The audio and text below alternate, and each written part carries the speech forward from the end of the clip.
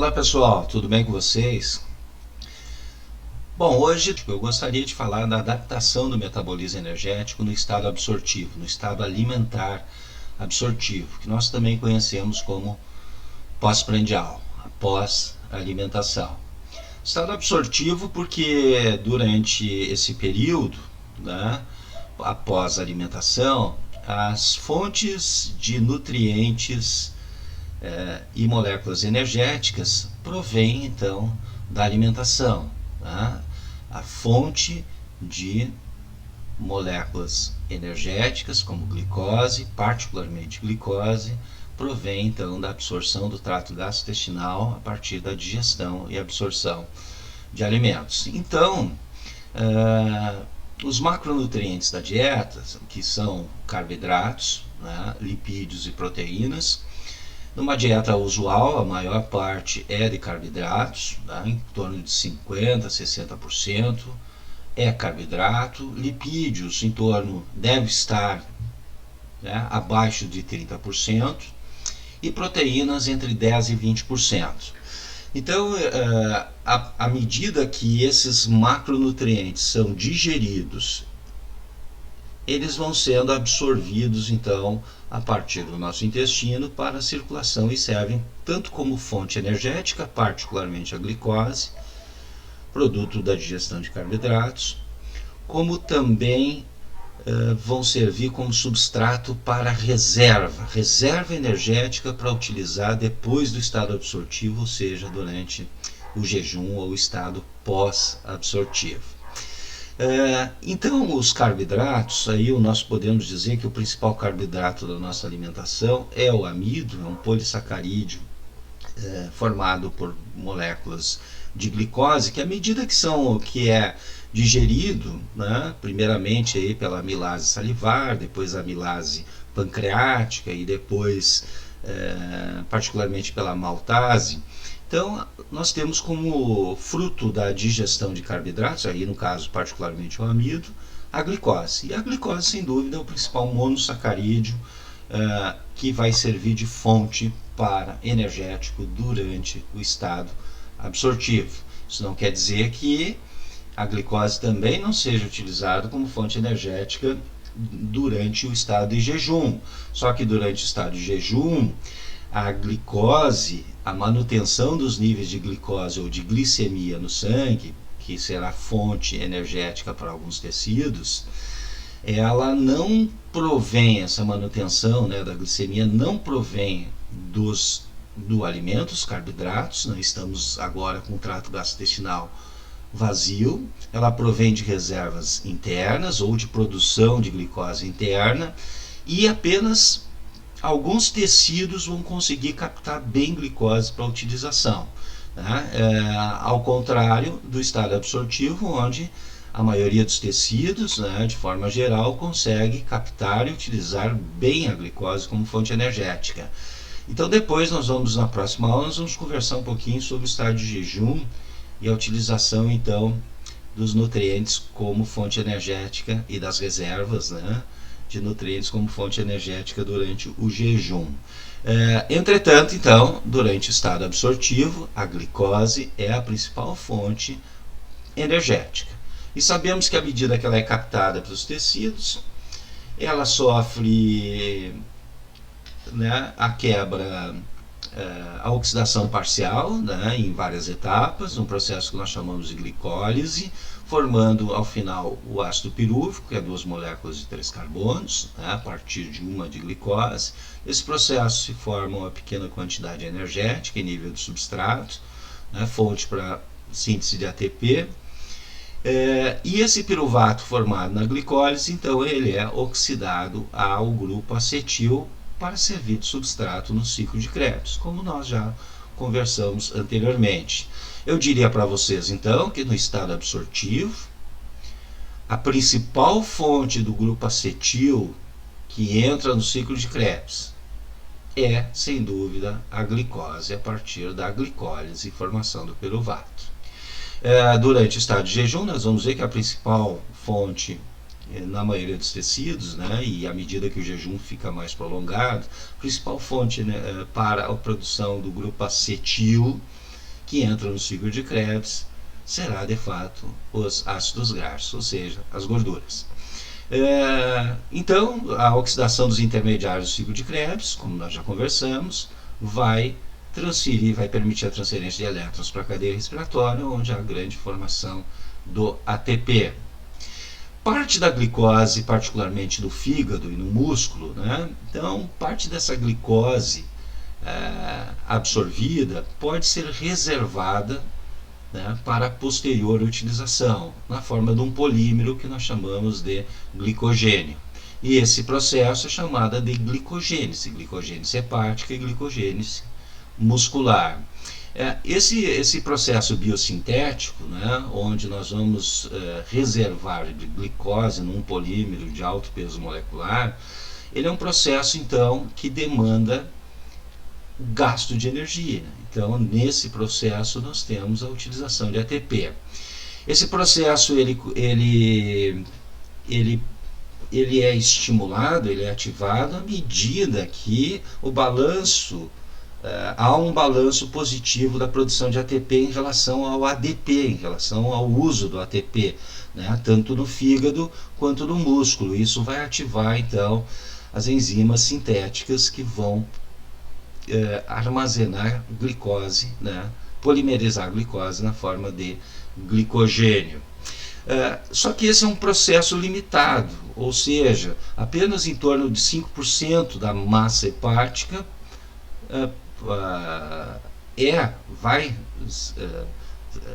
estar como glicogênio, né? Enquanto que em nível muscular apenas menos de 1% da massa muscular nós conseguimos então armazenar na forma de glicogênio. Isso no adulto nós poderíamos dizer que é em torno aí de 300 gramas de glicogênio, né, de glicose armazenada na forma de glicogênio. Portanto, parte da glicose pode ser armazenada na forma de glicogênio. A glicose vai ser substrato para o grupo acetil para a formação de ATP, mas o excedente também, né, deve ter um destino, né, à medida que você tem ATP suficiente, já armazenou as possibilidades de reserva de glicogênio, o excesso de glicose provinda da alimentação não pode ser, né, simplesmente eliminado, né, vai ser utilizado de alguma forma para reservar essa energia para utilização posterior. Vamos ver em seguida isso. Os lipídios, então, eles são o principal lipídio da alimentação, são os triglicerídeos, que são então hidrolisados pela lipase pancreática até glicerol e ácidos graxos, né? Lembrando que o triglicerídeo ele é constituído por 3 moléculas de ácido graxo esterificada, né, a um esqueleto de 3 carboninhos, que é o glicerol. E o glicerol e ácidos graxos são absorvidos, são reesterificados na forma de triglicerídeos, vão até o fígado, são transportados por lipoproteínas do fígado até os adipócitos, onde são reservados então esses triglicerídeos em nível de tecido gorduroso. Então, durante o estado absortivo, os ácidos graxos não são uma fonte preferencial de energia, né? Lembrando que os ácidos graxos podem ser oxidados, tá, até o grupo acetil, tá, sendo fonte tanto de NADH quanto de FADH2, bem como do grupo acetil que entra no ciclo de Krebs. Isso está inibido durante o estado absortivo, tá? A principal fonte do grupo acetil durante o estado absortivo é a oxidação do piruvato. Então é a glicose, é a glicólise. Assim, os ácidos graxos eles são reesterificados ao glicerol e armazenados no tecido adiposo para que durante a diminuição dos níveis de glicemia no jejum eles comecem a ser hidrolisados e sirvam como fonte energética na forma de ácidos graxos e glicerol. Bom, esse processo também é um processo que demanda às custas de gasto de ATP. Se vocês observarem, nós temos aqui a formação de moléculas mais complexas a partir de moléculas mais simples, bem como aqui na glicogênese, a partir de moléculas de glicose mais simples, a formação de moléculas de alto peso molecular mais complexa, no caso aqui o glicogênio.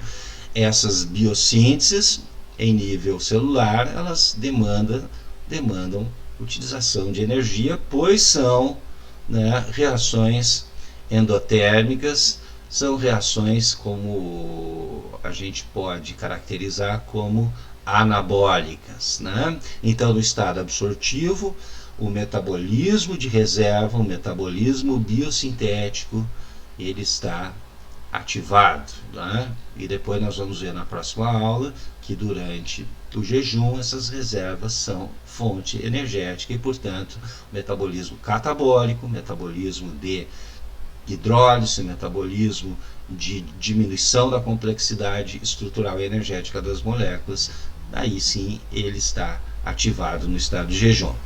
Bom, as proteínas digeridas vão dar origem a aminoácidos, né? E esses aminoácidos, então, eles vão ser fonte para novas proteínas. Mas antes disso, eu queria mostrar para vocês uma coisa que eu tinha citado há pouco tempo, que quando nós temos um excesso, então, de carboidratos ou de glicose em relação à utilização de ATP, então temos um balanço positivo de ATP em relação à sua hidrólise a ADP, ou seja, a utilização de energia.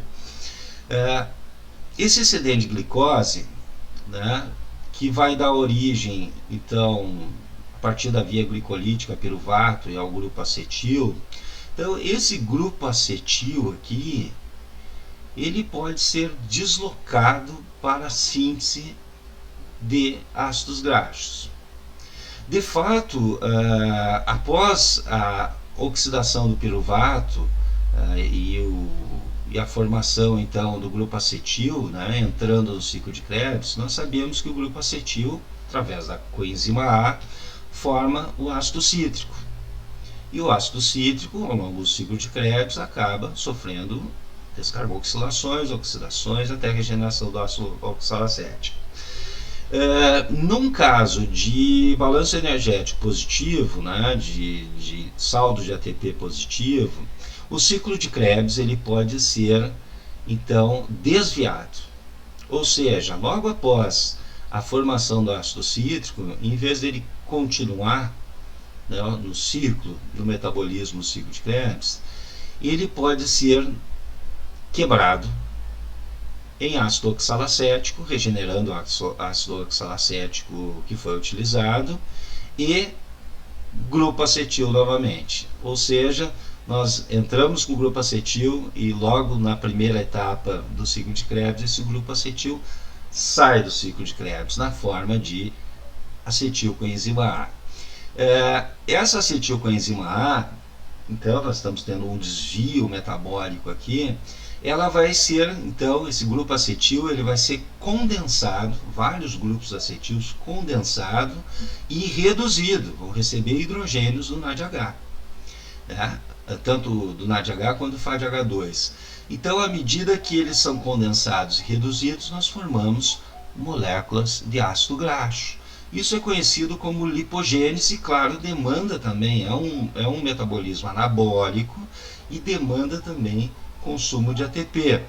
Entretanto, nós vamos permitir que esse excedente de glicose possa ser armazenado, já que o glicogênio ele tem uma limitação de armazenamento.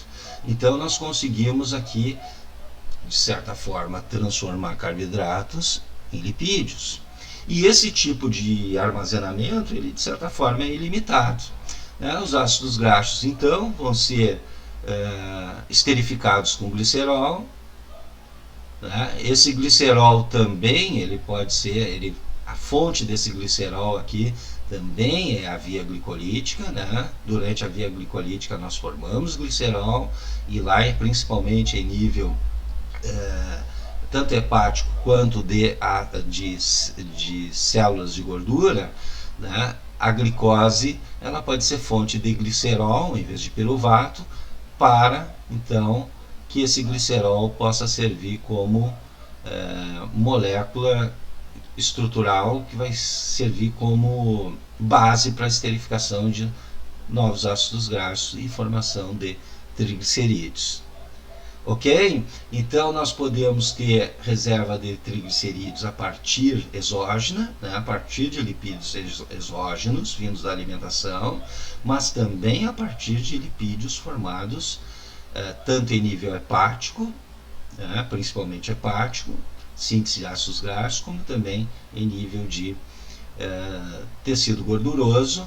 E esses ácidos graxos endógenos, eles acabam sendo provenientes então em primeira instância, da própria glicose, certo?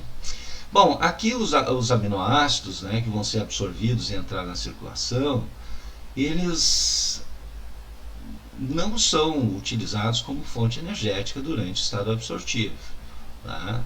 Eles basicamente vão servir como substrato para a síntese de novas proteínas à medida que são captadas pelo tecido. No estado absortivo, então, a síntese proteica está ativada. Tá? Nós até podemos utilizar aminoácidos para obtenção de energia, mas isso ocorre preferencialmente quando não temos disponibilidade de glicose para isso. Então, essas proteínas, novas proteínas, são formadas, né? Esse processo de síntese proteica é regido pelo nosso material genético para a formação, né, de proteínas específicas para a estrutura celular, e também demanda a utilização de ATP. Também é um metabolismo anabólico e isso permite o crescimento e a regeneração de tecidos. Em suma, podemos dizer que no estado absortivo, a principal fonte energética para a obtenção de ATP é a glicose, né? A principal fonte do grupo acetil que entra no ciclo de Krebs e que será oxidado, né? CO2 e água, transferindo elétrons para a cadeia respiratória. A principal fonte desse grupo acetil é o piruvato, ou seja, é a glicólise. E os metabolismos biosintéticos de formação de moléculas mais complexas de reserva ou estruturais a partir de moléculas mais simples, né? Então esse metabolismo anabólico ele está ativado durante o estado absortivo, né? Tanto a formação de glicogênio, a glicogênese, tanto a biossíntese de ácidos graxos, a lipogênese, como a reserva, a esterificação então desses ácidos graxos no glicerol e o armazenamento desses lipídios na forma de triglicerídeos, bem como a síntese proteica. São então metabolismos biosintéticos anabólicos que demandam consumo de ATP.